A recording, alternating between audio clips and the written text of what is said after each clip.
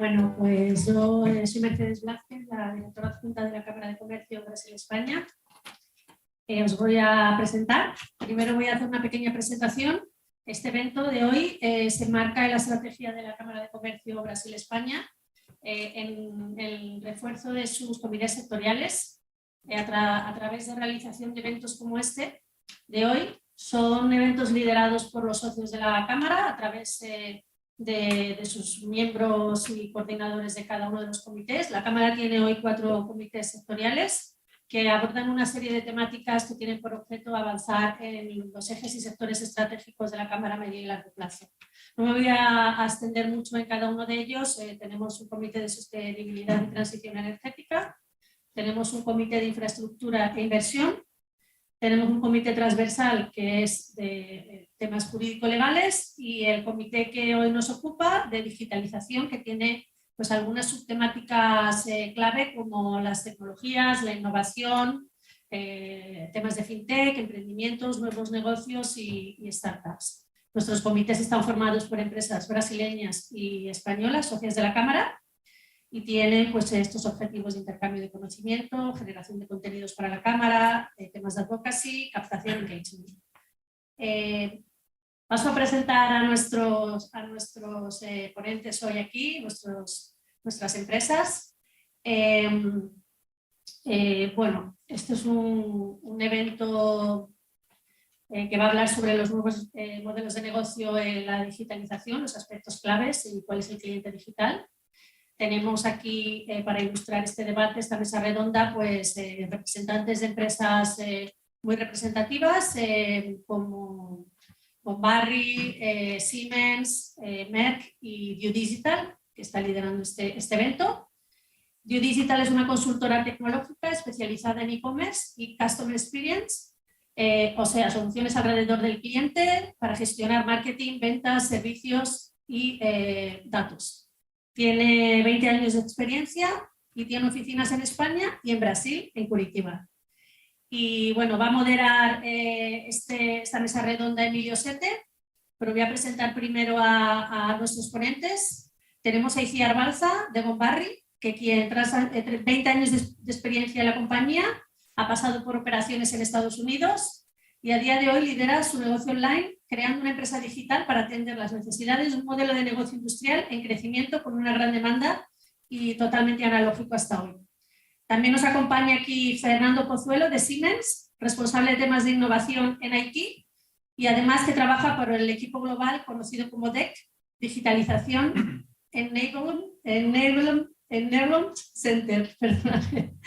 No estoy muy familiarizada con esta terminología, donde ejerce como experto en transformación digital. Él nos explicará mejor. Por último, nuestro tercer ponente, Alejandro Expósito de Merck, donde es responsable del área digital, innovación y transformación cultural. Anteriormente ha sido responsable de IT en Merck España y director de Siemens y nuevas tecnologías en McDonald's. Y bueno, va a moderar estas ponencias Emilio Sete, CEO del grupo View Digital y profesor de transformación digital en la Escuela de Negocios ESTP. Pues muchas gracias a todos por estar aquí, a todos los que nos acompañan online y bueno, que sea una jornada muy fructífera para todos. Muchas gracias. Muy bien, gracias Mercedes. Se me escucha bien, ¿verdad? Bueno, yo creo que la parte más interesante, por supuesto, es todo lo que tiene que ver con esta mesa de debate y los temas que vamos a tratar. Obviamente es un honor tener aquí a Fernando, Alejandro, por supuesto, a Iciar, a empresas tan representativas. Y yo lo que voy a hacer es simplemente una pequeña introducción para un poco posicionar qué es esto del cliente digital, qué es esto de la transformación digital que tanto se habla. Algunos datos que ilustran un poco dónde estamos hoy en día, tanto en España y en Brasil, en dos mercados tan potentes, ¿no? Estamos hablando de la Unión Europea, de todo el mercado latinoamericano, de lo que representan estos países, que tienen además un montón de intereses conjuntos. Y algunos temas que seguramente nos van a dar para luego entrar un poquito en el debate. Entrando normalmente a través de la experiencia de las empresas, lo que nos ocurre es que nos van a surgir seguro preguntas y temas que van a ser interesantes. Bueno, yo muy breve, que tampoco quiero estar mucho tiempo. Bueno, ¿qué decir de Brasil y España? Le digo dos gigantes económicos, especialmente Brasil, que es casi obvio, ¿no? Pero cuando pones los datos y comparas un poco, a veces yo pienso que para algunas personas en Europa que no han pisado Brasil, Y hay gente que no ha visitado Brasil, seguro. Hay mucha gente online hoy y a lo mejor en esta sala y no entienden lo enorme que es la economía brasileña, ¿no? Lo que representa y el potencial que tiene. Y obviamente España, dentro del mercado de la Unión Europea, tiene unos intereses tremendos conjuntos entre los dos lados, ¿no? Pero viendo esos datos, pues obviamente se puede ver qué grande es Brasil en cuanto a tamaño, una economía gigantesca. Sí que es verdad que la economía brasileña, y ahora lo explicaremos, crece a unos niveles que no son comparables a lo que pueda ser la economía como la española. Es algo lógico porque venía de una situación, digamos, más atrasada, pero su crecimiento es tan ponderado en los últimos años que se pone en unos niveles que rápidamente nos pasa a todos seguro por el potencial que tiene. Y es verdad que hay solamente un dato, si veis esta pantalla, pues referente al PIB per cápita, que obviamente pues todavía hay aspectos de mejora para una economía como la brasileña. Pero los datos macroeconómicos son eso, ¿no? Más que datos macroeconómicos. Cuando nosotros entramos en rankings y valoraciones, pues obviamente comparamos dos regiones distintas con terreno para crecer todavía en el mercado latinoamericano, donde pues, los ratings y todas estas cosas que generan la incertidumbre y también los riesgos crediticios, pues hacen que cuando tienes operaciones empresariales tengas algunos temas que tienes que valorar y que como empresa tienes que manejar. Pero al final quedan ahí, pero son interesantes siempre cuando tienes negocios combinados para entender cuál es la realidad de cada uno. En datos económicos yo creo que bueno, es siempre interesante entender también el enorme mercado que es el mercado brasileño. El mercado español es un mercado más moderado, pero entendiendo que está en la Unión Europea. Y es curioso, eso sí que es curioso ver un poco la presión fiscal, ¿no? que comparativamente pues, la presión fiscal española es mayor. Es verdad que luego la carga en la empresa, a nivel de costes empresariales, son bastante parejos, ¿no? Y eso seguramente pues, las personas que aquí trabajan y que están en empresas tan grandes como estos clientes, pues lo conocéis bien, ¿no? Un poco a nivel de comercio, que es muy interesante. Bueno, España es un país, como sabéis, muy dependiente de su balanza comercial. Brasil es un país que exporta mucho más. Y sobre todo pensando no tanto en el volumen, España tiene un volumen de exportaciones muy grandes, pero también en la proporción de lo que es nuestra balanza, ¿no? Al final estamos hablando de el dinero que puede llegar a una región como España comparativamente con Brasil, pues es mayor comparativamente, y es algo que también incide en cómo se juegan las reglas de negocio entre ambas regiones. Y finalmente, un poco en cuanto a energía y medio ambiente, bueno, España desde el punto de vista de recursos naturales, que no sea sol y otro tipo de viento y otro tipo de cosas, pues obviamente petróleo tenemos muy poquito. Brasil creo que es la posición 14 o 15 a nivel mundial. Y obviamente a nivel de consumo energético pues podéis ver que Brasil por tamaño es muy superior, pero España comparativamente y por el tamaño de la población pues es muy importante, ¿no? Por la región europea. Al final este es un tema, hablando de datos macroeconómicos que no son tan interesantes, sí que un poco la evolución. En los últimos 40 años la economía brasileña está creciendo a una tasa porcentual el doble que la española.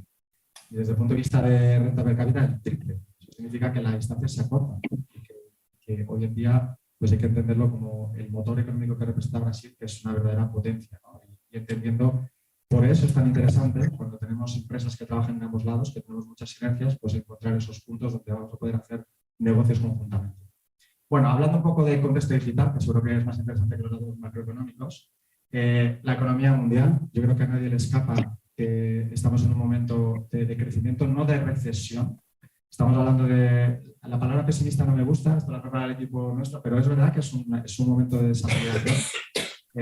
Es verdad que cambia por regiones, pero en todas las regiones donde estamos, tanto a nivel mundial como la zona euro, como lo que es la zona de LATAM, hay un conjunto de razones que yo creo que todos los conocéis, desde conflictos geopolíticos, la guerra que tenemos, la transición energética, todo lo que ha pasado después del COVID, que está impactando, ¿no? Esto hay que entenderlo que salvo en Asia, donde hay un crecimiento diferente, pues en el resto de los países y en la parte emergente se está notando, ¿no? Y en nuestras economías se nota. En el mundo IT, y ahora lo comentaremos, somos un mundo que siempre decimos que es muy sensible a cualquier cambio económico, ¿no? Inmediatamente recibimos, normalmente lo hacemos en la curva alta, ¿no? Digamos de los sectores que se impactan, pero cuando recibimos esta desaceleración se nota porque en algunas cosas tenemos que restringir estos gastos e inmediatamente luego nos aceleramos, ¿no? Entonces seguro que habéis estado ahora escuchando noticias como grandes tecnológicas están recortando personal. Normalmente esto viene de un exceso de personal que han ido acumulando en los últimos años, sobre todo en años de crecimientos muy potentes,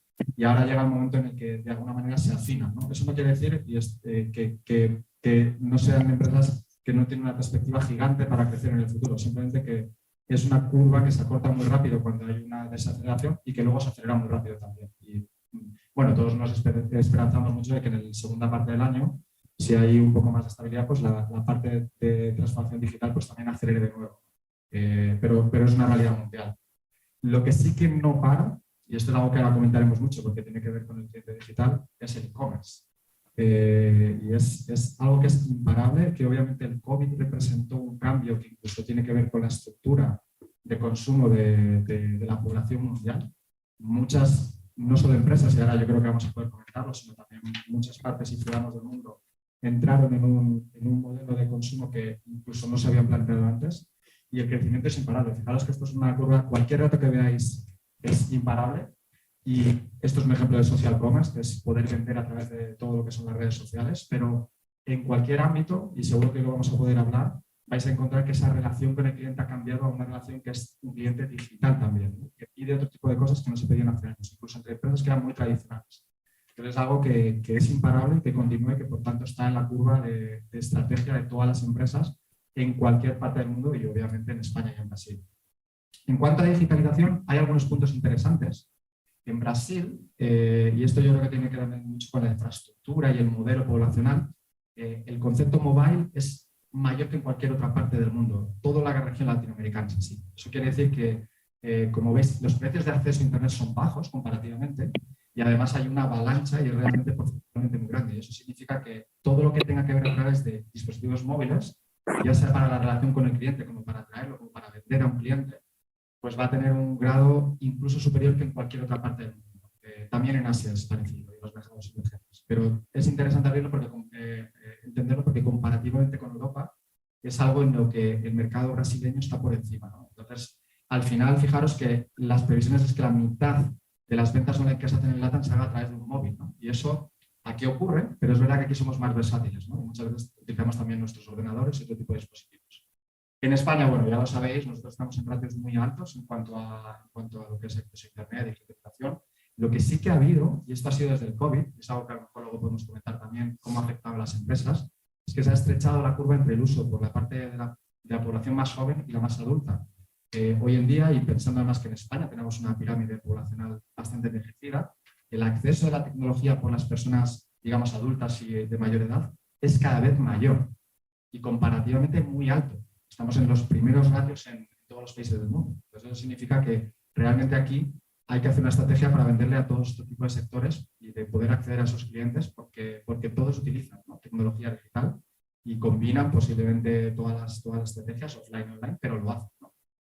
Bueno, en cuanto a sectores, es verdad que cambia un poquito. Hay algunos que se conjugan. En Brasil, los que más están afectados por todo este tema de transformación digital pues, son manufacturing y healthcare, que yo creo que son similares en todos los países, porque es algo que, sobre todo lo que es la digitalización en los temas de salud, pues con el COVID se ha producido una avalancha y posiblemente podremos comentar lo que aquí hay empresas que seguro que hacen dispositivos y tecnología para este sector. Pero en Brasil es verdad que hay una gran digamos, tendencia hacia el agrobusiness y todo lo que tiene que ver con fintech. Es una potencia mundial, ¿no? Eso comparativamente con otras regiones pues es muy grande. Sí que es verdad que muchas de las iniciativas digitales todavía tienen un alto grado de tasa de fracaso y es algo en lo que como región tiene un ámbito para digamos, poder mejorar y para cortar esa línea en lo que es cuando tienes iniciativas que puedan tener éxito.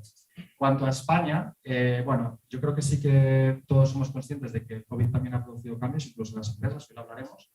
Los sectores son parecidos, sanidad, utilities, también en educación, es algo que en España está muy alto también, llegando muy arriba. Y sí que es verdad que aquí hay un gran foco en todo lo que tiene que ver con el cliente digital y la siguiente etapa, que es la experiencia de compra, esto que llamamos el customer experience, o sea, cuál es mi experiencia y cómo yo puedo hacer que al final mi cliente consiga lo que yo quiero en un canal digital.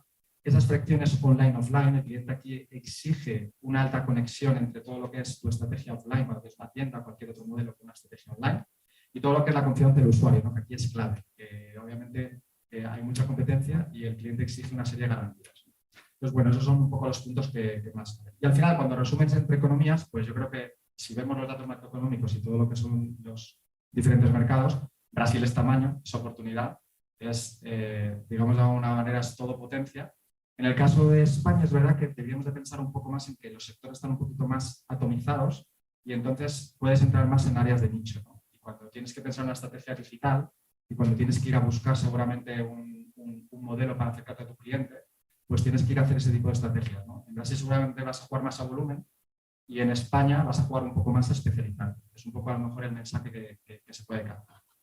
Y bueno, luego el cliente digital, y esto ya ahora va un poco paso al debate. Cuando decimos nuevos modelos de negocio, pues es algo interesante, porque al final lo que estamos pensando es que este cliente o esta persona, que es la misma que teníamos antes, ahora elige canales digitales.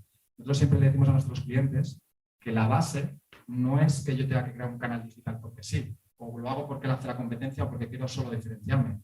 Es que tú debes de darle a tu cliente la posibilidad que elija el canal que quiera. La idea es que, ya que te va a comprar, te compre a ti. Puede ser en un canal tradicional, puede ser en un canal comercial tradicional, puede ser en un canal más offline o puede ser en un canal digital. La idea es que tú le das todas las opciones y es el cliente, no tú como empresa, el que le deja elegir por dónde quiera ir. El cliente va a elegir, es lo que va a hacer.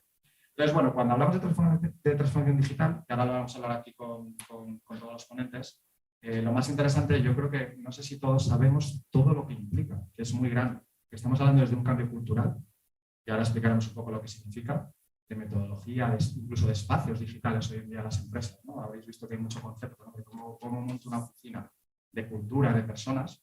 Cuando hablamos de la relación del cliente, que tiene que ver con muchas cosas, no solo con los datos que hay alrededor del cliente, pero también con la experiencia que hay en ese cliente, alrededor de ese cliente. También de modelos de negocio, que es un punto trascendental, que ahora lo hablaremos. Y, por supuesto, de productos y servicios, porque los productos se tienen que adaptar y tienen que combinar metodologías distintas para cuando estamos en un cliente offline, online, y todo se tiene que combinar.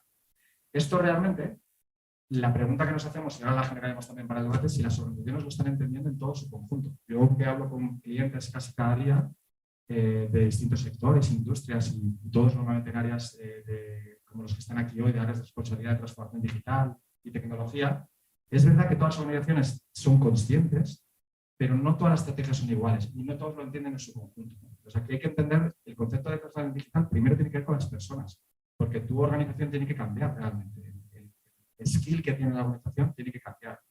Con la experiencia de cliente es básica, porque al final tienes que ofrecer una experiencia que sea todo digital y que esté combinada con el resto de servicios que tú tienes en otros canales.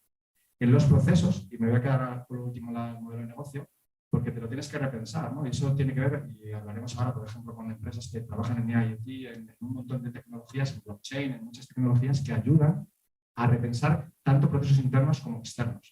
Y finalmente los modelos de negocio, porque lo digital viene a hacer un poco disruptivo no solo en el modelo de negocio que tú tienes aquí, sino el nuevo negocio digital. Es que también afecta a tu negocio tradicional. Entonces tienes que estar siempre pensando en cómo puedes transformar esto. Luego lo diremos en el debate. Para nosotros, lo más importante es siempre explicar, y nos gusta mucho con las imágenes, es explicar que la adquisición de clientes ha cambiado mucho con este tema de la transformación digital. O sea, antes se pensaba en un modelo, no sé si habéis visto algún CRM, estas herramientas que hacen el concepto de funnel, que se llama embudo, ¿no? Que la idea es, yo voy al mercado, hago marketing, o tengo comerciales, genero las ventas y eso me genera al final un cliente. Era un modelo típico en el que yo era como una acción, mandaba todos mis caballos a la acción y luego conseguía un resultado. Yo creo que ahora lo tenemos, pero nos pasa a todos que hoy se habla de flywheel, ¿no? De un volante, de algo circular. ¿Por qué? Porque no te puedes parar. Tú cuando atraes a un cliente que tiene un concepto mucho más complejo para poder atraerle, después luego tienes que retenerle y en todo ese concepto tienes que crecer con él porque el cliente te demanda más. Entonces ese es uno de los grandes problemas o de las grandes también oportunidades que existen dentro del negocio digital, que es muy disruptivo y que es cambiante. Entonces si te quedas quieto en donde estás hoy en día, seguro lo que te va a pasar es que ese cliente va a poder volar hacia otro lado. Por eso nosotros cuando hablamos a los clientes de que tienen que crear canales digitales, siempre les decimos que es una herramienta defensiva-ofensiva. Es una herramienta en la que tú, además de crear una línea en la que te transformas y das más opciones a tus clientes, a la vez das oportunidades para que ellos puedan elegir y de alguna manera también te defiendes de que se vayan a otro sitio, ¿no? Entonces tienes que hacer los dos conceptos, ¿no? Es un modelo en el que tienes que competir en un mercado que está mucho más abierto. Pero quedaos con ese concepto, ¿no? Antes era un modelo mucho más lanzado y ahora es circular, ahora es constante. Tenemos que estar todo el día repensando nuestra estrategia. Y finalmente, y algo que hablaremos un poco hoy también es cuando hablamos de Customer Centric, que esto es una palabra que nos sale a todos, la pregunta es si las organizaciones estamos pensando realmente en el cliente. Y es muy fácil. La primera, escuchas a los clientes, todas las organizaciones te van a decir sí. Pero la siguiente pregunta vamos a hacer, pero ¿sigues los comentarios que hacen los clientes y los aplicas para cambiar cosas que hay dentro de tu organización, para adaptarlos realmente? ¿Los estás escuchando de verdad o estás escuchando al comercial de tu cuenta, de tu compañía o al área comercial para hacer cosas, ¿no? Tiene que ser una combinación, hay que escucharles más que nunca, ¿no? Por ejemplo, estamos anticipando escenarios. Nosotros, si hablamos de tecnología, seguro que hoy ahora vamos a hablar de todas estas cosas. Hay plataformas low-code, ahora están hablando con los chat GPT que los programadores o todas estas cosas pueden incluso desaparecer, ¿no? Porque hay máquinas que van a poder hacerlo. Entonces, si tú preguntas a una empresa tecnológica, diríamos, se nos va a acabar el trabajo, ¿no? Todo lo contrario, ¿no? Nos da muchas oportunidades, pero hay que anticiparse, ¿no? Porque el mercado está siendo muy cambiante, ¿no? Y nuestro cliente final va a cambiar y va a demandar cosas distintas, ¿no? El comportamiento, los intereses, por ejemplo, para mí es muy importante crear esos procesos automáticos que permitan luego que puedas atraer a este cliente, que lo puedas retener y que pueda hacerle crecer contigo, ¿no? Es un poquito buscar la vanguardia. Pues esto ahora hablaremos ahora y seguro que en el debate pues surgen muchas preguntas. Y bueno, finalmente, y antes de dar paso a los diferentes ponentes, nosotros cuando lanzamos la empresa tuvimos mucho debate entre esas palabras que salen ahí, que además siempre me gusta pronunciarlas porque son iguales, que es digitalization y digitalization, ¿no? Es diferente. ¿Y por qué es diferente? Porque fijaros, la transformación digital, hay muchas organizaciones que lo entienden como llevarlo analógico a lo digital. Pero la digitalización es cuando tú llevas tus elementos de negocio, tu modelo de negocio a nuevos modelos de negocio digitales, con todo lo que eso implica. Nuevos modelos de negocio significa que haces cosas diferentes a las que hacías antes, que combinas con tus negocios tradicionales, pero que utilizas áreas, estrategias e incluso canales que antes no usabas. Entonces, la pregunta que a lo mejor tiene que estar en el debate y que seguramente nos servirá para debatir ahora en los siguientes minutos es pensar si nuestras organizaciones lo que están haciendo muchas veces es digitalizar como tal. Es decir, estoy buscando modelos analógicos a digitales, estoy intentando que todo, pues, eliminar el papel de alguna manera, ¿no? Llevar todos los procesos a algo más digital. O si de verdad estoy transformando a través de esta digitalización todo, tanto los procesos, la persona, la organización y mi relación con el cliente. Eso es un poco el objetivo que al final cuando pensamos en transformación digital tenemos que pensar que no solamente hacer algo digital, es transformar nuestros modelos de negocio. Entonces, bueno, esto era un poco lo que yo quería contar. La verdad es que es un honor estar aquí con vosotros, Fernando, Alejandro y Lucía. Yo creo que voy a empezar contigo en las preguntas para Siemens. Bueno, Siemens es un auténtico, digamos, monstruo a nivel mundial. Tienes muchas plataformas, herramientas orientadas a la transformación digital, muchos sectores, la industria, la movilidad, infraestructuras inteligentes. Yo quería que me hablaras un poquito, Fernando, un poco de estas plataformas, ¿no? Estamos con Siemens X Accelerator, que están basadas en soluciones de IoT, inteligencia artificial. También tenéis una plataforma low-code que antes me comentabas que se llama Mendix. Entonces, un poco para entender cómo la tecnología, ¿no? está influenciando esta transformación digital en los diferentes sectores. Si quieres, puedes coger aquí el micro y luego nos vamos pasando. Si yo me quedo de speaker, tienes que abrir aquí. Hola. Muy bien. Pues lo primero, Emilio, daros las gracias, darle las gracias a Didio, de Raquel y a la Cámara de Comercio de Brasil por la invitación y, por supuesto, a Casado Brasil por acogernos aquí. En respuesta a tu pregunta, pues la influencia es mucha. Si miramos, por ejemplo, a la industria, has mencionado el IoT. Por cierto, en China nos presentamos como una IoT company. Y es que cada vez se conectan más dispositivos a Internet porque nos hemos dado cuenta de que los datos tienen valor. Y tenemos casos de uso en el mundo de la industria relacionados con IoT, por ejemplo, en mantenimientos preventivos, tenemos casos también de mantenimientos correctivos y multitud de casos de uso que cada vez se están desarrollando más a través de esta tecnología. Has mencionado también la inteligencia artificial. El caso de la inteligencia artificial es relativamente distinto porque aquí el reto está en convertir todo ese potencial en valor. Y tenemos también multitud de casos relacionados con Machine Learning y analítica de datos, similares a los anteriores, pero también algunos muy específicos, como serían por los de Quality Inspection, Predictive Maintenance o Computer Vision, que son así pues, como los más espectaculares basados en IA. Luego he mencionado también la tecnología low-code, y aquí en Siemens contamos con Mendix, y es que cada vez existe una mayor demanda de desarrollo de aplicaciones y la única forma de darle respuesta a esta demanda es reducir los tiempos de desarrollo del software de tal forma que en vez de incrementar los recursos de desarrolladores o programadores que disponen las organizaciones, lo cual no siempre es posible, reduzcamos los ciclos de desarrollo del software y a su vez el time to market. Y por último, en industria, pues a mí me gustaría destacar lo que sería la tecnología clave y con más impacto en el mundo de la industria, en la cual en Siemens también somos un referente, que es el gemelo digital, que consiste en tener una representación virtual de lo que sería el ciclo completo de desarrollo de un producto en una misma plataforma. Esto sería desde el diseño del producto al diseño del proceso de la producción hasta lo que sería el proceso o el producto real.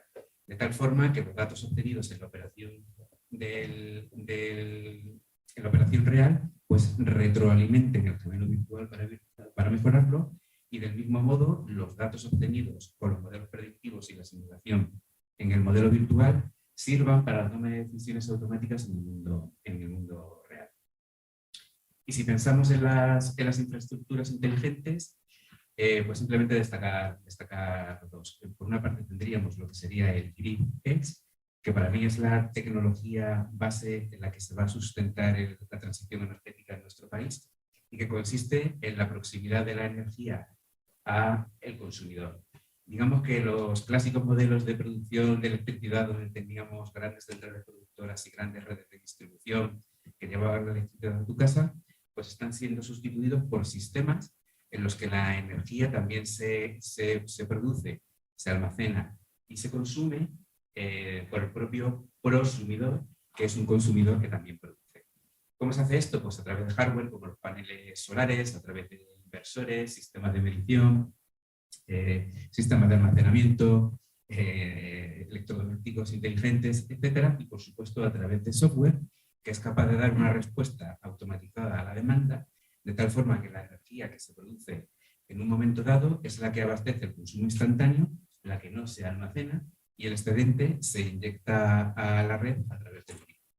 Y si mencionamos lo que es el Grid Edge, pues también hay que mencionar los Smart Grids, que en este caso son grandes redes de distribución eléctrica que pueden conectar ciudades, que están digitalizadas y sensorizadas, y que pueden balancear lo que sería la producción de electricidad con la demanda gracias a su flexibilidad y bidireccionalidad. O sea que el impacto, como ves, es total en todos los sectores. No, estaba pensando, no sé vosotros, pero es impresionante, ¿no? Porque aquí estamos hablando de que hay muchísimos conceptos y tiene que ver, bueno, podríamos estar horas seguramente, ¿no? De sostenibilidad, de smart cities, de todo lo que supone, porque además hay un reto enorme, ¿no? En torno a todo lo que es el uso de... Seguramente te van a hacer muchísimas preguntas de cómo se usan los datos y cómo inteligentemente esos datos luego se pueden utilizar.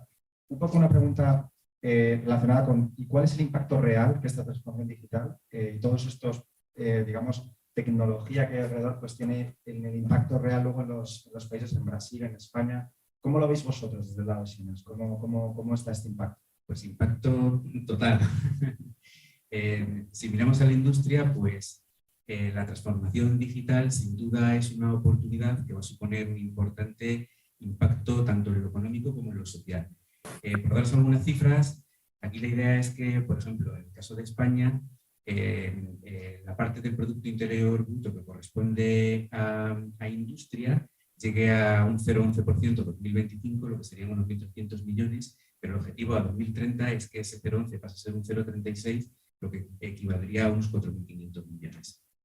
Y luego, pues la transición hacia una industria más digital pues, va a suponer también la creación de riqueza, nuevos puestos de trabajo y que nuestra economía sea más resiliente. Sucede también que después del COVID pues, nos hemos dado cuenta que la reindustrialización es un factor clave para la recuperación económica y que además nos va a proporcionar crecimiento sostenido a largo plazo. Por lo tanto, las nuevas tecnologías deben funcionar como palancas de digitalización que mejoren la competitividad de las empresas. Y por ponerte un ejemplo de todo esto, por ejemplo, si pensamos en el 5G. El 5G, por supuesto, que va a mejorar las comunicaciones inalámbricas entre las personas, pero es que también es la base para las comunicaciones masivas máquina-máquina, lo que va a permitir el despliegue masivo de sensores IoT. Y una vez que tengamos esos sensores, pues tendremos datos en plataformas sobre los que podremos desplegar, por ejemplo, el Big Data para la industria o la producción industrial. Y luego pues pienso que también la industria o la digitalización de la industria debe suponer una oportunidad para las regiones menos industrializadas. Y aquí tanto España como Brasil comparten los mismos problemas.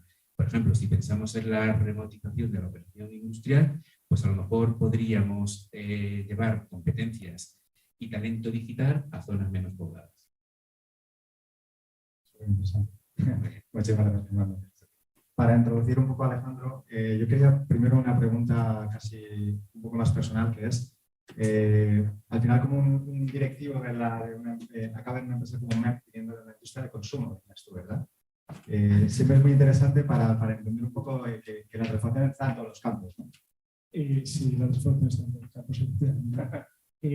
Yo venía de consumo, antes era el CEO de McDonald's en España, pero con nada que ver con la industria en la que estoy ahora, y anteriormente de retail, puro retail, o sea, Dixon, Pepsi, Kodak.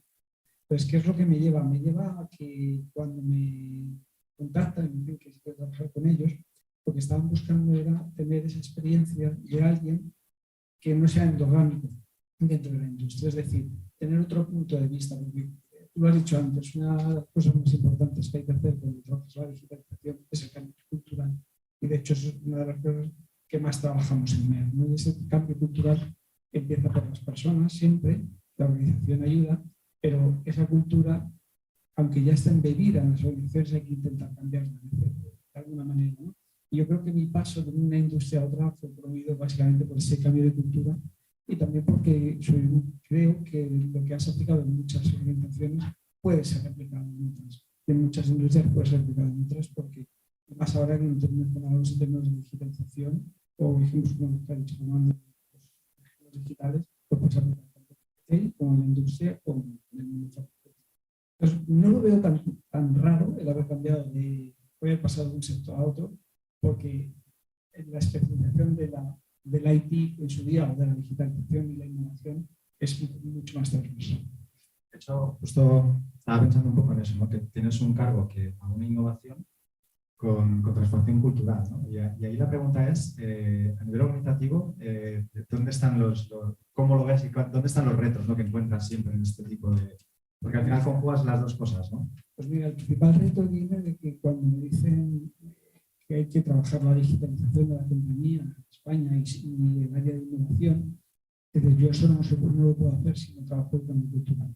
Tienen que estar muy ligados. O sea, esto no va de que tú no puedes digitalizar por digitalizar o innovar por innovar. Yo siempre defiendo un camino, ¿no? Y es decir, ese camino va de, lo primero que tienes que hacer cuando quieras digitalizar algo es pensar si vas a crear valor para alguien.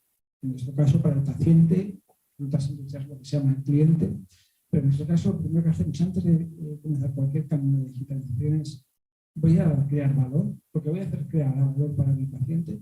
Si la respuesta es sí, el siguiente paso es, vamos a trabajar, en inglés es el open mindset, es decir, voy a cambiar un poco, abrir mi mente a entender que puedo hacer las cosas de otra manera. Y una vez que entiendo que puedo hacer las cosas de otra manera y que esas cosas van a crear valor para el cliente, es cuando ya cometo ese proyecto de digitalización o innovación. En el caso de innovación es muy similar. Partes de una necesidad no resuelta, porque cualquiera que piense que la innovación parte de ideas está bien, la innovación son ideas o vienen de ideas, pero una idea puede resolver algo de casualidad, pues no. Pero si tú partes de una necesidad no cubierta, es decir, algo que de verdad necesitas, a partir de ahí empieza el proceso de ideación, plantear los retos y luego los resuelves, ¿no? Por lo cual yo creo que lo que hay que trabajar, en nuestro caso estamos trabajando mucho en la cultura de alto impacto, que la llamamos así, es la cultura de la organización para acometer esos procesos de digitalización o de innovación. Que en nuestro caso también es fácil porque somos una empresa que tiene ya 354 años de antigüedad. Es una empresa que, aunque se nos conoce como una farmacéutica, solo el 36% de nuestros ingresos provienen de la farma. Hay otro 46% que proviene de lo que se llama Life Science, que es productos, porque incluso vendemos productos para otras farmas, para industria alimentaria, para industria agrícola, muchos productos. Y otro porcentaje, un 18% aproximadamente, proviene de electronics, donde hacemos desde pigmentos para alimentos hasta computación cuántica o pigmentos para coches o un montón de cosas, ¿no? Con lo cual, la innovación y lo que es la investigación está en el ADN de la compañía, en este caso lo tenemos relativamente sencillo. Bueno, y una última pregunta, tiene que ver un poco con la introducción, para las iniciativas que estáis haciendo dentro en el área de transformación digital. Pensando un poco también en estos dos mercados, si nos puedes comentar un poco y también si ves, o en tu experiencia ves diferencias o algunas cosas que podamos aplicar entendiendo cómo es ambos mercados diferentes entre España y Brasil también. Muchísimas. De hecho, colaboramos mucho. Nosotros como empresa global no hay iniciativas, las hay a veces locales, casi no son globales, están pilotadas a nivel internacional. Se pilotan desde equipos internacionales, tenemos un plan de bicanalidad que tienes que ir aplicando en todos los países, pero después hay países, España lo hace, Brasil también lo hace, que tienen iniciativas locales que intentan impulsar esas iniciativas globales. Es decir, hay cosas que se hacen a nivel global, que a lo mejor vienen demasiado despacio, como en el caso de mi mercado, yo quiero ser un poco más ágil. Y en el caso, tenemos ejemplos de Brasil, por ejemplo, se puede hacer un ejemplo de Brasil pilotando iniciativas digitales. Dentro del entorno de MED fue el primer país que hizo un piloto para hacer un asistente virtual, lo que sería una inteligencia artificial, para ayudar a los comerciales para explicarles lo que es la next best action, el siguiente paso que han de hacer, ¿no? Esto es un proyecto que conoció en Brasil. O es el primer país que ha pilotado la interacción con los profesionales sanitarios a través de canales no habituales, como puede ser el correo electrónico y en este caso el WhatsApp. El WhatsApp, en nuestro caso, Meta es bastante reticente a que se use el WhatsApp dentro de la industria farmacéutica. Sin embargo, desde Brasil han sido capaces de encontrar la forma y están pilotando un programa para poder conectar con los profesionales sanitarios a través de WhatsApp. Son cosas de digitalización que parecen niñas, pero que son muy importantes y son pruebas de que países como Brasil o España, que si quieres decir no son de los más grandes del mundo en esto, somos capaces de lanzar iniciativas, pilotarlas y llevarlas a éxito. Un poco solo la última pregunta. A nivel global, ¿cuáles son un poco las grandes líneas de transformación digital que estáis llevando a cabo? Muchas. A ver, ¿cómo te lo explicaría? Sobre todo, yo trabajo en MED dentro del área de healthcare, ¿vale? Lo que es como pharma, ¿no? Y ahí tenemos un propósito que es crear, mejorar y prolongar la vida de las personas. Ese es nuestro propósito como empresa, porque todas las iniciativas que hacemos, digitales o no, van encaminadas a ese proceso, ¿no?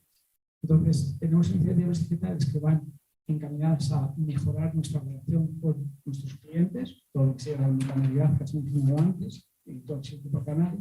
Tenemos iniciativas dedicadas a mejorar nuestros procesos internos, por lo cual muchas iniciativas de automatización, por ejemplo. Y luego tenemos iniciativas, como os he dicho, desde computación cuántica, que parece que haces tú el metido, que hace una empresa como la vuestra en computación cuántica, pues ahí está. Hay iniciativas de inteligencia artificial, si queréis os doy un ejemplo, un par de ellos. Por ejemplo, en España hemos pilotado un proyecto de inteligencia artificial de digitalización para ayudar al diagnóstico temprano del cáncer de colon y ayudar a que un doctor entienda, un médico entienda si un tumor puede ser resecable o no resecable. Lo entiende perfectamente, pero ayudamos a que lo pueda diagnosticar más rápido y más fiable, si es posible. Eso sería una iniciativa. Otra es, por ejemplo, crear con inteligencia artificial un sistema que sea capaz de analizar moléculas para convertirlas, para saber si se pueden convertir en los medicamentos. Os doy un dato muy rápido y es que de cada 10.000 moléculas que se investigan, una acaba convirtiéndose en un medicamento. Imaginad a alguien que tenga que mirar 10.000 moléculas diferentes y ver cómo se comportan para que acabe siendo una o un medicamento. Eso es un proceso que lleva entre 12 a 15 años mínimo. Y la inversión media del mercado de la industria son unos 2.460 millones de dólares el crear un nuevo medicamento. ¿Qué estamos haciendo? Con inteligencia artificial estamos ayudando al cribado de esas moléculas. Es decir, estamos creando algoritmos y se han creado algoritmos que son capaces de determinar si una molécula puede tener éxito o no convirtiéndose en un medicamento, que ayudan al cribado de esas moléculas. De forma que si a un investigador le dices que de las 10.000 moléculas que habitualmente tiene que investigar para conseguir un medicamento es capaz de cribarle la mitad, solo con que le cribes la mitad y le digas estas moléculas, tranquilo, que no las vas a necesitar, imaginaos el cambio que hay. Y luego también que esta inteligencia artificial es, por ejemplo, es de las que se llaman generativas, es decir, es capaz también de proponer el uso de nuevas moléculas y cómo esas moléculas pueden comportarse como medicamento. Entonces son proyectos que entran dentro del mundo digital y que están usando las nuevas tecnologías precisamente para nuestro propósito. Interesantísimo. Muchas gracias. Y Cía, un poco por presentarte también, tu caso yo creo que es, un poco como decíamos con Alejandro, entender una persona que tenía capacidad de operación a nivel de una planta, de una dirección operacional gerencial, y acabar en este mundo de la transformación digital, del canal digital. ¿Cómo pasa esto también en un caso como el tuyo? Bueno, pues precisamente yo creo que el acierto o esto, un poco como yo no sabía nada de IT, tal, no tenía ni idea, y sí que conocía las operaciones y a los clientes, sabía definir muy bien lo que necesitaban los clientes, sabía definir muy bien qué queríamos hacer y supe dar a la empresa que trabajaba con nosotros, a la consultora que trabajaba con nosotros, supe transmitir muy bien lo que necesitábamos. Y entonces fuimos capaces de crear un e-commerce, fuimos los primeros en hacerlo, que captó muy bien las necesidades. Eso yo creo que fue una de las cosas que conseguimos hacer rápido y bien. Y luego otra de las cosas que conseguimos, como conocía muy bien cuál era también el sistema de venta tradicional que hicimos durante muchos años, pues también fui capaz de no alterar, hacer que los comerciales no se sintiesen amenazados por nuevos problemas y transmitir el sistema que tenían ellos de comisiones y de bonos, pues no alterarlo en absoluto para que fuesen partícipes de todo el proceso y ellos se convirtieran bueno, pues, ahora no sé la palabra, como se dice, que ellos fuesen los que promocionasen el sistema, ¿no? Entonces, yo creo que fue un poco lo que hicimos. También a los primeros clientes a los que escogimos para transmitirles la herramienta, también sabíamos que eran clientes que tenían mucho interés en hacerlo. Hicimos la iniciativa con los primeros clientes hicimos un Friend and Family, que también nos ayudaron a impulsarlo mucho. Y entonces luego ya todo fue rodando muy fácilmente.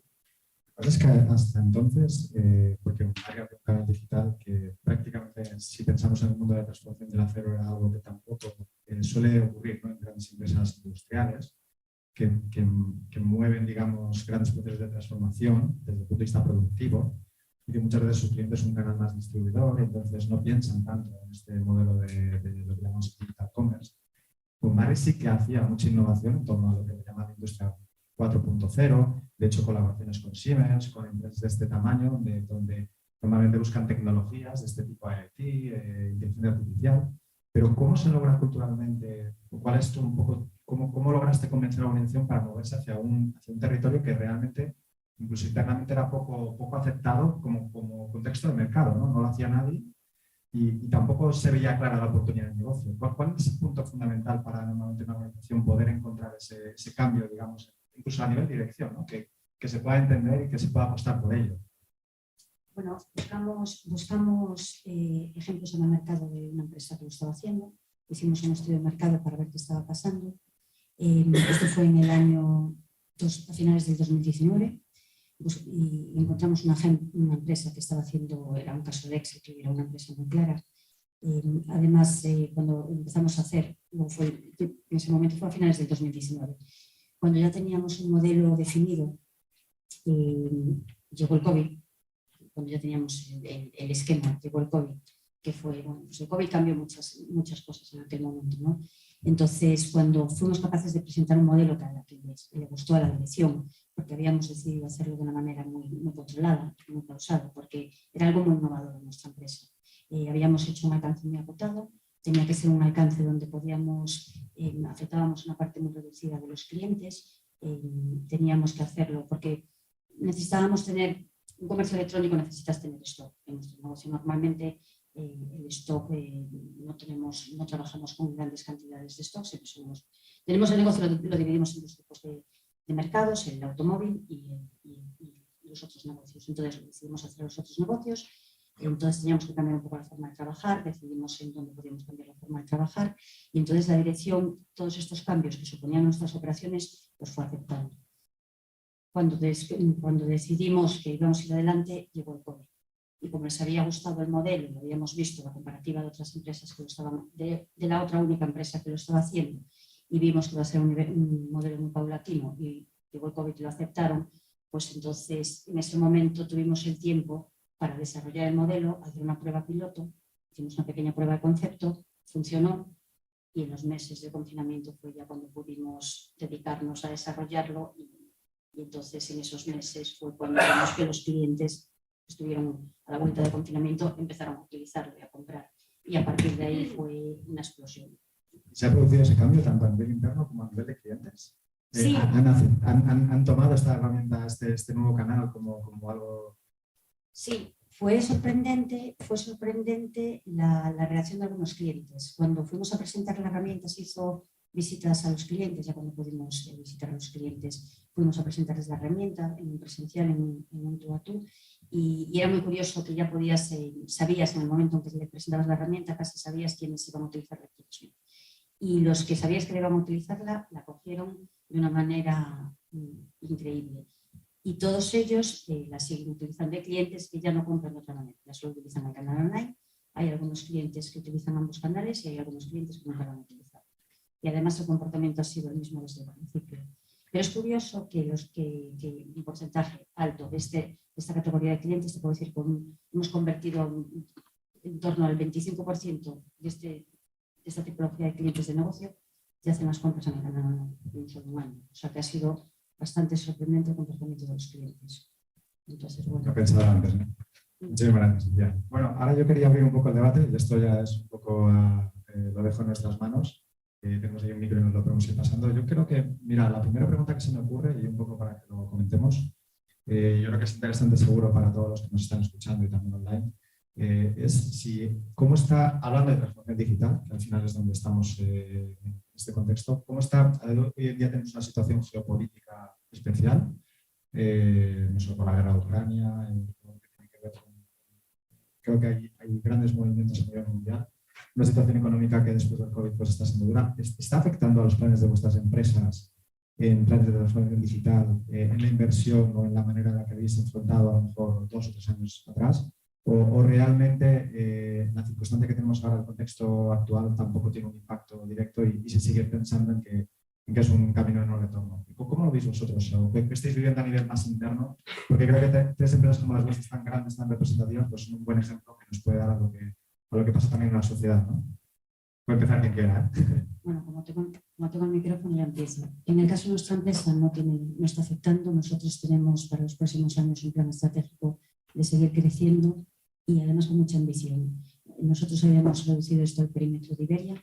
Ahora ya estamos pensando en irnos a extender el e-commerce a UK y estamos planteándonos el salto a otras. Pero vosotros habéis tenido el caso de Rusia, porque teníais planta allí, también habéis vivido también el tema de las materias primas, ¿no? Ha sido también sí, el tema de las materias primas, creo que incluso el e-commerce en este caso fue una ayuda, porque cuando fue todos estos movimientos, cuando fue el tema de la escasez de materias primas, hubo unas fluctuaciones de precio tremendo. Incluso con el e-commerce fue muy ágil para nosotros poder cambiar los precios en el e-commerce y poder regular la cantidad de las compras que se podían ejecutar. Incluso eso nos ayudó. Nos dio más agilidad que lo que hubiese sido el sistema de compra offline que teníamos tradicional.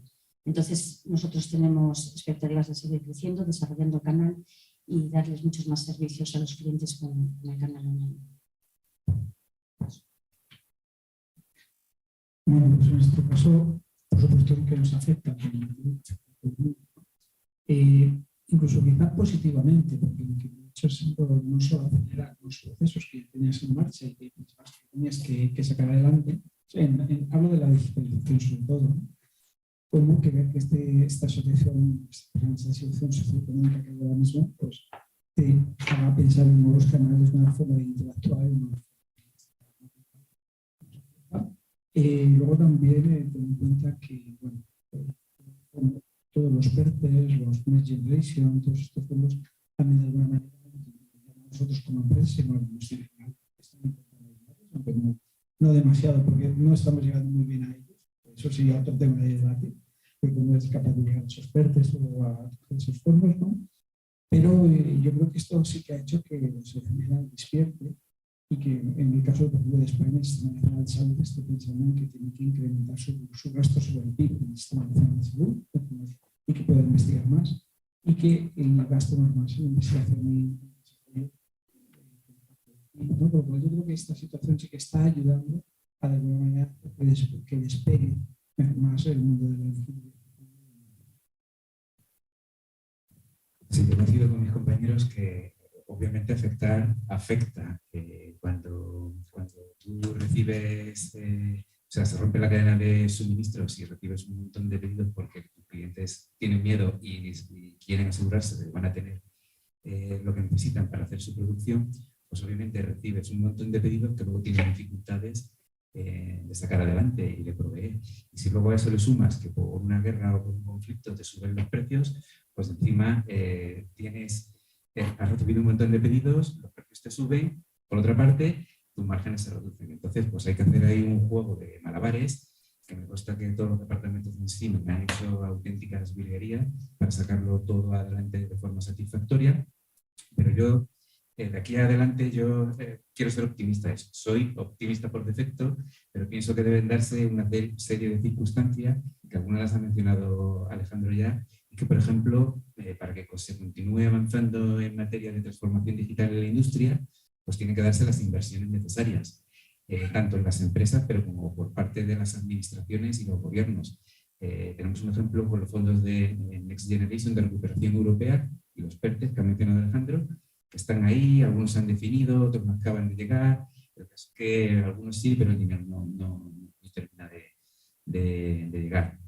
Y luego pues tiene que darse también una situación política estable en la que pues, se eliminen, por ejemplo, trabas para las empresas para que puedan desarrollar su actividad de la mejor forma posible. Y además se tienen que dar, y esto ya son administraciones, incluso gobiernos, tienen que tomar medidas para proteger nuestra propia economía. Aunque ya aquí, por ejemplo, la Unión Europea sí que está adoptando medidas un poco más proteccionistas en cuanto a la relocalización de nuestra industria en detrimento de China. Por ejemplo, tenemos un caso ahora bastante potente con la mega fábrica de baterías que se va a montar en Valencia para la producción de baterías para vehículo eléctrico.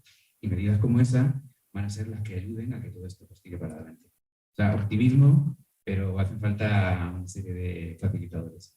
No, estoy de acuerdo. De hecho, una pregunta que siempre nos viene a la mente y pensando un poco, ninguno de aquí somos pitonisos, pero pensando un poco en cómo veis vosotros, entendiendo, por ejemplo, decía Fernando, ese positivismo, ¿dónde estaremos dentro de 10 años en transformación digital, tanto en España como en Brasil? ¿Vosotros visualizáis, pensáis que estamos en el camino correcto, que la brecha digital que ha ido existiendo en diferentes regiones y países pues, ha ido cambiando y España está en un punto determinado y ahora hay mucho también debate en torno a todo lo que tiene que ver con educación, con machine learning, con muchas otras cosas? ¿Creéis que estamos en la senda adecuada o cómo lo veis vosotros? O incluso a lo mejor tenéis algún ejemplo de cosas que estáis haciendo dentro de las empresas, ¿no? Sí, bueno, yo insistir en lo mismo, sí, o sea, veo el futuro con optimismo, pero se tienen que dar eso, se tienen que desbloquear esas inversiones que permitan a las empresas captar el capital para la ejecución de los proyectos. Se tiene que dar también ese contexto político que facilite a las empresas hacer sus operaciones y además las protejan del exterior. Tenemos ahí a China muy agresiva, que se lo llevan todo y eso también hay que regularlo. Y luego aparte lo que también veo de aquí a 10 años y que es fundamental y que no nos podemos olvidar es que digitalización sí, llevamos toda la mañana hablando de digitalización, pero sostenibilidad también. Y si lo uno no viene con lo otro, pues la sociedad no te lo va a comprar. Y en Siemens somos muy conscientes de ese mensaje y por eso todo lo que hacemos pues tratamos de que sea respetuoso con el medio ambiente y también con las personas. Yo ahora mismo no concibo una cosa sin la otra. Pues yo pitonista no soy. Ya te digo que no. Y si lo fuera, lo usaría para otra cosa, para esto. Pero vamos, lo que digo es que tú hace 15 años no pensabas que serías incapaz de salir de tu casa sin llevar encima el ordenador, la cámara y absolutamente todos los dispositivos que llevas ahora metidos en un solo móvil. Y a cualquier que hubiese estado preguntando en 2006 te hubiera dicho, eso no te lo hubiera dicho, casi seguro, ¿no? Igual no sé dónde estaremos en 10 años, ¿no? Lo que sí que es como don Fernando, en lo que sí queremos enfocarnos en esos 10 años, que es esa digitalización, ese ser capaces de abrir nuestra mente para cosas diferentes, siempre sostenibles sino esto se nos va a acabar. Yo cada día estoy más convencido de que la diversidad, la equidad y la inclusión dentro del mundo en general, sí, también dentro de las empresas, nos va a ayudar muchísimo. Y en cuanto a los avances digitales, que dónde vamos a estar, no debo decírtelo, pero lo que sí que te diría es que tenemos que fluir con ellos. Tenemos que, no digo dejarnos llevar, pero sí entenderlos, acompañarlos e intentar mirar a cuenta. Hace escasamente un año, cuando alguien te hubiera hablado que hay una inteligencia artificial que se va a llamar ChatGPT, que va a hacer lo que hace, probablemente no hubieras creído, ¿no? Entonces ahí tienes dos posturas. Una es lo que muchas empresas están haciendo, que es, oye, estoy incluso prohibiendo usar ChatGPT en mi organización, por no entender temas, y otras, como nosotros, que por ejemplo estamos haciendo todo lo contrario, no. Te voy a ayudar a usarlo, te voy a enseñar a usarlo, te voy a formar cómo usarlo y te voy a ayudar a sacar el mayor partido que puedas. Entonces yo creo que el negacionismo en este caso no lo voy a ningún lado, que sean positivos y dejarnos fluir. Yo cuando das este punto me estaba acordando, yo recuerdo en el 2008, que claro, ese es el año que llegó Facebook a España. Hoy en día Facebook, pues las nuevas generaciones no saben ni que existe, más o menos, ¿no? Ellos es como una... Y han pasado muy pocos años, ¿eh? Realmente la tecnología da mucha velocidad. Recuerdo que el speaker en un gran evento a nivel mundial y dijo, si tú te vas hoy de casa y se te ha olvidado la cartera o el móvil, ¿para qué vuelves? Ahí hubo debate. Uno nos dijo, no, va por la cartera, ¿no? Y él dijo, dentro de 5 años ninguno vais a volver a por la cartera. No os vais de casa sin el móvil. Y había debate. Hoy en día es impensable, ¿no? Entonces, esto corre muchísimo. Yo estaba pensando que, por ejemplo, comentaba Alejandro los temas de ChatGPT, que vosotros incluso estáis explorando, ¿no? Al final, buscando esa innovación es continua. ¿Y de dónde nos llevará esto dentro de 10 años? ¿No? ¿Hacia dónde vamos? ¿No? Bueno, yo en el colegio de mis hijos les permiten usar ChatGPT, pero aquí hay una cosa que, al decir vosotros, yo solo tengo una cosa que añadir, que hablaste de los fondos Next Generation, todas esas cosas así muy bien, y no hablaste de una cosa que se nos está quedando fuera, que es muy preocupante, que es la educación, que no está acompañando todo este proceso, que me parece, porque está la sostenibilidad es importantísimo, que acompañen los gobiernos con fondos y eso es importantísimo, pero creo que la educación en España se está quedando fuera de todo esto y toda esta digitalización, este proceso hay que acompañarlo y es un tema que nos estamos quedando fuera y sí que todas estas, esto que está ocurriendo, que es brutal y que no sé dónde acabará, creo que la universidad y las escuelas están totalmente desfasadas y es un tema que sí que alguien tendrá que pensar en ello. Bueno, sin duda, y creo que es algo que penetra en toda la sociedad, ¿no? Yo tenía una pregunta que creo que es también interesante y seguro que a la gente que nos escucha le puede interesar, que es, nosotros que somos, digamos, todos en ámbitos de tecnología, trabajamos en ámbitos de tecnología, hoy en día hay más innovación que nunca, más herramientas que nunca, un día sale un chatbot, al día siguiente sale una herramienta, al día siguiente sale, hablamos todo el día de herramientas de robot, de muchas cosas, ¿no? La pregunta es, empresas globales que además hacen proyectos a nivel mundial y que el cliente cada día es más complejo, hoy en día los proyectos de tecnología son más o menos complicados, porque realmente a nivel global, cuando vosotros lanzáis estas iniciativas, tenéis esa sensación de que a la vez de tener miles de herramientas también tenemos un grado de complejidad alto, porque la respuesta que tenemos que dar y todo lo que tenemos que hacer, incluso a nivel regulatorio, es muy grande, ¿no? Entonces, ¿tenéis la misma sensación? ¿La tecnología hoy en día es más fácil y más complicada que nunca? ¿O cuál es un poco vuestra visión? La tecnología, mucho más complicada. En mi opinión, que es mucho más complicada. Yo disiento. No. La tecnología es todo lo complicada que tú quieras hacer, que sea complicada. Si tú quieres explicarla de una manera sencilla, será sencilla, y si quieres guiarla, será guiada, ¿no? Para nosotros, no digo que sea más fácil, pero sí que es cierto que cada día estamos más acostumbrados a trabajar en esos entornos multidisciplinares, multinacionales, en los cuales las aportaciones que vienen de todos lados es la tecnología la que te deja trabajar con ellas y hacerlas. Y cada día yo creo que encontramos más adeptos o menos gente en contra de esa tecnología. Cada día, como he dicho antes, si tú eres capaz de encontrar un propósito, una necesidad no resuelta, y que esa tecnología te va a ayudar a resolverla, es difícil que encuentres algún tipo de resistencia a ello, ¿no? Yo creo que ahora mismo es la propia tecnología la que nos está dejando avanzar y de una manera exponencial en generar más tecnología. Por lo cual yo creo que es difícil, la broma, la tecnología es difícil, pero si la entiendes y eres capaz de trabajar con ella, es que a tu favor, es la propia tecnología la que te va a dejar avanzar y generar más tecnología. Y luego también acostumbrarte a... Hace unos años nadie hablaba de IoT, como has hablado toda ella, ¿no?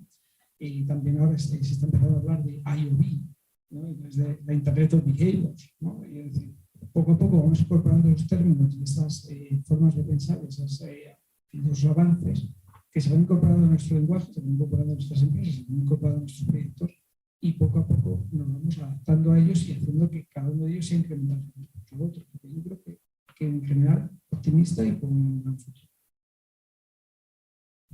Pues yo, en mi opinión, yo personalmente no pienso que la tecnología sea ahora más complicada, porque si miramos en los últimos 20 años, cada vez que ha salido algo, en ese momento nos ha parecido complicado. Simplemente que no estábamos preparados para lo que nos venía y nos va a pasar continuamente. Sin embargo, yo creo que la complejidad a la que tú hacías referencia al principio y que achacas a entornos globales, pues yo creo que muchas veces la achaco a que muchas organizaciones lo que hace falta es, o de lo que hay es una carencia de una estrategia digital completa. Digamos que la transformación digital, ¿de qué va? Va de encontrar nuevos canales de venta o transformar los modelos de negocio existentes en unos nuevos. Pero no solo importa la tecnología, importa también los procesos e importa también las personas. De tal forma que es que resulta totalmente necesario disponer una estrategia para asegurarnos que avanzamos y ninguno de esos aspectos se queda atrás. Ni tecnología, ni procesos, ni personas, que creo que es un poco lo que genera la complejidad. Por ejemplo, si nos quedamos atrás en tecnología, ¿qué va a ocurrir? Porque obviamente tú vas a perder competitividad porque tus competidores sí que van a sacar productos digitales nuevos que tú no tienes. Si te quedas atrás en transformar los procesos, pues te vas a convertir en alguien más lento, porque los procesos digitalizados son mucho más eficientes dentro de una organización. Y si te quedas atrás con las personas, pues lo que va a ocurrir es que vas a tener un problema con la gestión del talento, con la cultura y con el mindset de tu organización, aparte de que te vas a volver poco atractivo para nuevas generaciones digitales. Con lo cual, toda esa complejidad yo no la achaco únicamente a la tecnología, que por sí no es complicada o es igual de complicada que las que hemos tenido en años anteriores. La achaco a que en muchas ocasiones ponemos el foco únicamente en la tecnología y nos olvidamos de que esto hay que llevarlo hacia adelante con una estrategia que empuje también los procesos y las personas. Bueno, totalmente de acuerdo. Yo, fíjate un poco en la misma línea que decías ahora, Fernando, ¿verdad? Entonces, ¿cómo lo medís internamente? ¿Cómo hacéis? Porque al final una empresa tan grande como la tuya tenéis, claro, hay un grado en cuanto a tu sector, seguramente hay un benchmark que te hace frente a competidores, pero también habrá ciertos ratios internos, ¿no? Eso tenéis, esa estrategia que comentabas, que es tan importante, se hace a nivel global, se busca un poco cómo se mide ese grado y dónde hay que hacer foco, digamos. Pues yo creo que la forma, o una de las formas, porque luego, bueno, existen consultoras que son capaces de hacerte un assessment y ver tu grado de madurez digital, miran un montón de componentes y tal, pero una forma sencilla es exactamente pues, ver el grado de implementación de tu estrategia digital. Y como he dicho antes, pues esa estrategia digital debe ir centrada por lo menos en tres vías, ¿no? Lo que sería la tecnología, lo que serían los procesos y lo que serían las personas. Si miramos a la tecnología, pues la forma de medirlo pues, podría ser mirar, por ejemplo, cuál es el ROI, el retorno de la inversión de la tecnología que has implantado. Es decir, cuánto de lo que estás ganando proviene de un nuevo negocio digital. Eso puede ser un KPI bastante válido. Si hablamos de los procesos, pues yo creo que resulta más sencillo contar el número de procesos que se han implementado en la nueva herramienta, o el número de procesos que se han automatizado, o el número de procesos que se han transformado utilizando A, B o C. Y si miramos a las personas, el grado de digitalización pues, puede medirse con medidas que calculen la productividad del empleado, la satisfacción del empleado, un empleado formado, un empleado que se siente con las capacidades digitales para ejecutar su trabajo de la mejor forma posible, va a ser un empleado satisfecho. Se pueden sacar indicadores bastante fiables del nivel de digitalización en una organización. Es que poco más que decir. Básicamente es lo mismo. Medimos las encuestas de satisfacción de los empleados e intentamos lanzar programas culturales para que la gente abrace esa tecnología, con lo cual, en la medida en la que los programas de culturización son exitosos, sabes que están siendo exitosos, el tema de los procesos, igual cuántos procesos son capaces de reducir, de automatizar, de cambiar, en el tema de la implantación de los sistemas es igual, o bien el ROI, o bien la adaptación y la adopción de esos sistemas en el nuevo. Es que son nuevas puntadas. Diría seguramente en el área de e-commerce así que medís con ratios muy concretos, ¿no? Tenéis un seguimiento muy exhaustivo al final es más numérico incluso, ¿no? Sí. Cuando hacéis un canal para buscar todos los datos. Sí, hemos puesto unos cuantos ratios y los estamos midiendo también mensualmente. O sea que los hicimos desde el principio y son sorprendentes. Algunos son muy ligados al e-commerce y otros ligados más al negocio en sí. Yo, bueno, creo que nos quedan unos pocos minutos. No sé si a lo mejor podríais contar lo que es un modelo digital. Habéis contado algún caso ya aquí. No sé si os ocurre tanto en negativo como en positivo alguna experiencia que hayáis tenido y que os ha permitido también a nivel de compañía aprender en este camino, ¿no? Algún tipo de proyecto, tanto a lo mejor por los errores aprendidos, que muchas veces dan muchísima capacidad, o incluso en algún ejemplo, bueno, alguno que habéis puesto ya aquí, todos son súper interesantes, pero no sé si en alguno de ellos habéis también entendido, pues, por ejemplo, Iciar, en tu proceso de e-commerce ha habido casi un cambio cultural, ¿no? Dentro de la organización y a lo mejor, no sé si puedes entender un poco los puntos que ha habido más digamos, challenge dentro del proceso o cosas que también habéis sacado. Y en el resto igual, ¿no? Si hay algún caso, tanto positivo como negativo, que ayude a entender un poco lo complejo que es un proceso de transformación digital y qué se puede extraer de ello, ¿no? Bueno, yo contaría así como anécdota, nosotros llevamos en Monbarri, acabamos de hacer 65 años nuestra compañía. Y este verano pasado, por primera vez, vendimos, en el mes de verano, en agosto, hemos descubierto que la gente compra cero en agosto. En fin de semana, ¿no? También. En fin de semana. O sea que como anécdota, fue la primera vez que dijimos, hombre, la gente compra cero en agosto. O sea que esto así un poco lo cuento en plan chiste y anécdota. Pero bueno, son estas cosas que de repente te das cuenta que en España la industria, sabéis que se cierra tradicionalmente en ese entero, tal, ¿no? Y nunca te planteas hasta este momento, pues si hay alguien que, pues si quieres dejar pues, comerciales de guardas, ¿no? Porque lo hemos hecho y ocurrió esto, ¿no? Entonces, bueno, se ha convertido pues en un cambio. Yo creo que esto sí que ha sido un cambio de mindset, ¿no? Es decir, que ahora pues que hay otras formas de vender, ¿no? Entonces, sí que lo contaría como anécdota del e-commerce. No, es interesante y es verdad que además algo que era impensable hace 3-4 años, incluso culturalmente en la compañía, posiblemente. Sí. Pues yo, una anécdota, si quieres, una vez, nosotros hace tiempo creamos con una startup un androide y es capaz de diagnosticar en una conversación si tienes diabetes, tipo de diabetismo o alcoholismo. Es capaz es un robot que tiene forma humana, que es un busto, y en una conversación, en base a un script y unas preguntas, capaz de detectar. Y era curioso ver cómo muchas personas te decían que hablaban con ella de una forma más abierta que con su propio médico. Porque nadie se lo toma mal si el médico. ¿Vale? Pero era como una anécdota graciosa porque decían, es que siento que como es un robot no me va a funcionar, ¿no?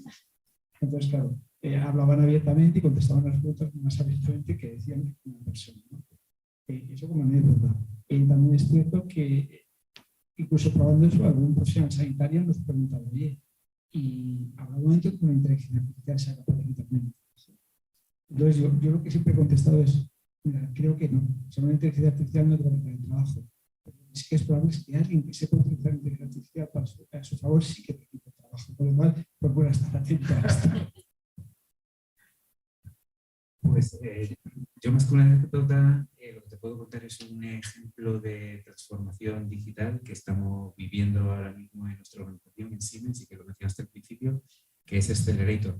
Siemens tradicionalmente ha sido una empresa muy de producto, muy de proyecto en el ámbito industrial, donde nuestros mega software han sido utilizados en todas las fábricas, que les suenen por grandes productos MOM, como Center, Tecnomatic, han estado ahí toda la vida.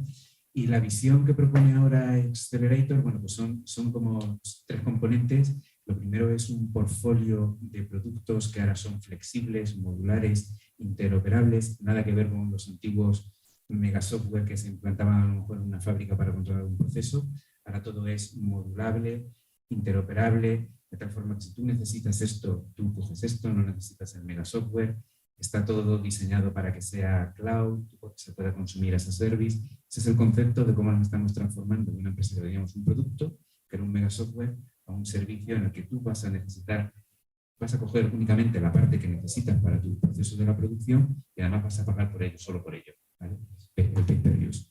Y además, pues esto de Accelerator es también un ecosistema de partners, porque nosotros entendemos que ya la guerra no la podemos hacer por nosotros mismos, sino que esto consiste en integrar a cada vez más partes en el ecosistema, porque tú ya no puedes ir a una fábrica y venderles todo Siemens, porque no, ese cliente pues tiene Siemens, pero también tiene ABB, también tiene Honeywell y también tiene muchas cosas, hardware y software de la competencia que quiere que funcione con lo tuyo.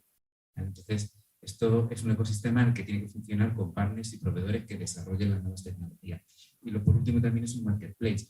La forma en la que vendíamos antes cambia. Ahora estamos desarrollando el marketplace de Accelerator, donde todas estas soluciones ya modulables, ya consumibles as a service, etcétera, estarán disponibles para los clientes para comprarla a base de unos cuantos clics. No, es que creo que todas las cosas que dices y con un sentido enorme y es tal cual, ¿no? Bueno, yo creo que estamos llegando al final. Yo quería primero agradeceros y a Alejandro, ha sido un gran honor, la verdad.